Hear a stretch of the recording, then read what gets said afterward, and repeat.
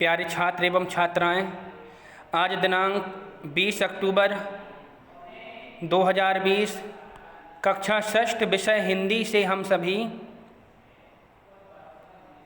अर्थात हिंदी के अंतर्गत जो दूसरी पुस्तक चल रही है बाल राम कथा, तो बाल राम कथा से हम सभी पाठ नंबर 5 का अध्ययन कर रहे हैं। पाठ का नाम है चित्रकूट में भरत, और इस पाठ का हमने आधे पाठ का अध्ययन कर लिया था। आज की क्लास में हम आगे पाठ का अध्ययन करेंगे। तो यहाँ पर लाल निशान लगा हुआ है, यहाँ तक हमने पाठ का अध्ययन कर लिया था। अब इसके आगे हमें पाठ का अध्ययन करना है। तो देखिए, सुध बुध लौटी तो भरत रानी कौशल्या के महल की ओर बढ़ चली, महल की ओर चल पड़े। उनसे लिपटकर चरणों में गिर पड़े। कौशल्या आहत थी। उन्होंने कहा, पुत्र तुम्हारी मनोकामना पूरी हुई, तुम जो चाहते थे हो गया। राम अब जंगल में हैं, अयोध्या का राज तुम्हारा है। मुझे बस एक दुख है, कैकेयी ने राज लेने का जो तरीका अपनाया वह अनुचित था, निर्मम था अर्थात कठोर था। तुम राज करो पुत्र पर, मुझ पर एक दया करो कि मुझे मेरे राम के पास भिजवा दो। भरत ने रानी कौशल्या से क्षमा मांगी और सफाई दी। रानी कैकेयी के व्यवहार पर गलानी अर्थात दुख व्यक्त की। कहा, राम मेरे प्रिय अग्रज हैं अर्थात बड़े भाई हैं, मैं उनका अहित सोच भी नहीं सकता, मैं निरपराध हूँ। कौशल्या ने भरत को क्षमा कर दिया, उन्हें गले से लगा लिया। भरत सारी रात फूट फूट कर रोते रहे। सुबह तक शत्रुघ्न को पता चल गया था कि कैकेयी के कान किसने भरे। मंथरा अयोध्या के घटनाक्रम से घबरा गई थी, छिप गई। कुछ दिनों से उसे किसी ने नहीं देखा।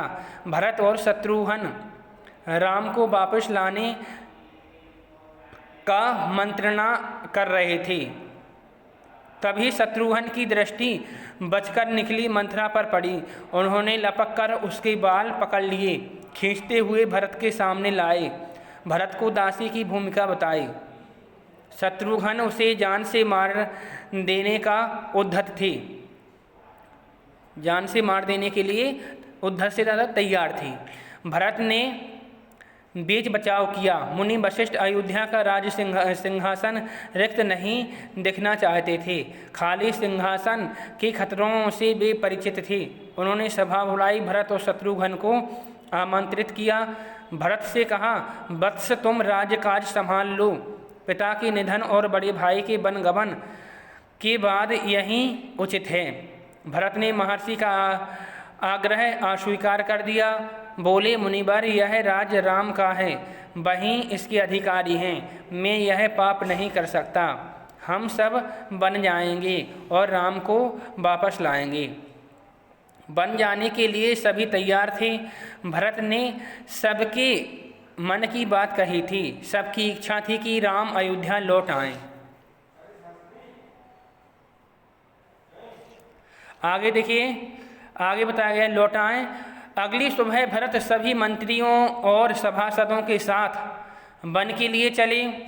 गुरु वशिष्ठ साथ थे, नगरवासी भी थे। अयोध्या की चतुरंगनी सेना तो थी ही। राम तब तक गंगा पार कर चित्रकूट पहुँच गए थे। वहाँ एक आश्रम था महर्षि भरद्वाज का।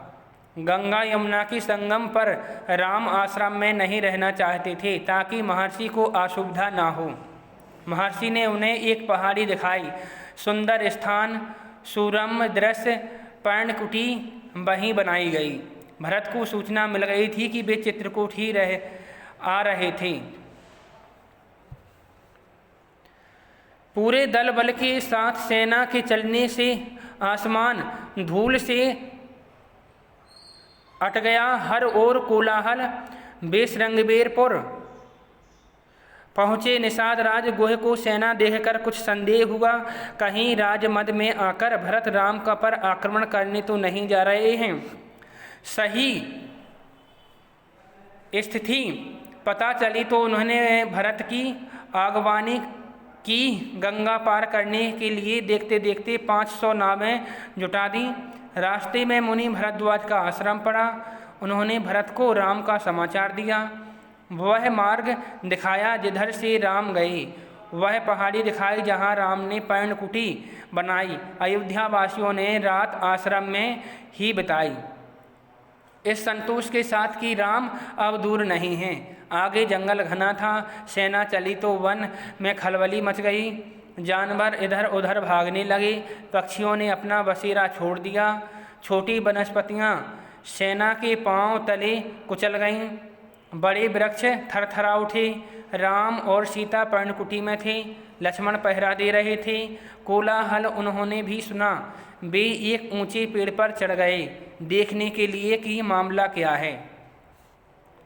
लक्ष्मण ने देखा कि विराट सेना चली आ रही है। सेना का ध्वज जाना पहचाना था। अयोध्या की सेना थी। वे उत्तर की ओर आगे बढ़ रहे थे। लक्ष्मण ने पेड़ से ही चीखकर कहा, भैया भरत सेना के साथ इधर आ रहे हैं। लगता है वे हमें मार डालना चाहते हैं ताकि एक छत्र राज कर सकूं। राम कुटी से बाहर आए। उन्होंने लक्ष्मण को समझाया, भरत हम पर हमला नहीं करेगा, कभी नहीं। वह हम लोगों से भेंट करने आ रहा होगा। राम ने कहा, भेंट के लिए सेना के साथ आने का क्या औचित्य? दो भाइयों के मिलन में सेना का क्या काम? लक्ष्मण आश्वस्त नहीं थे। वे सेना पर आक्रमण करना चाहते थे। राम ने उन्हें रोक दिया। आज की क्लास में हम इतने ही पाठ का अध्ययन करेंगे। सभी छात्र एवं छात्राएं जितने पाठ का हमने अध्ययन आज की क्लास में किया है, इस पाठ को पढ़ना है। इसके बाद इस पाठ से जो प्रश्न उत्तर गृह कार्य में दिए जाते हैं, पाठ को पढ़ने के बाद ही उनके उत्तर लिखना है। आज की क्लास में इतना ही। धन्यवाद।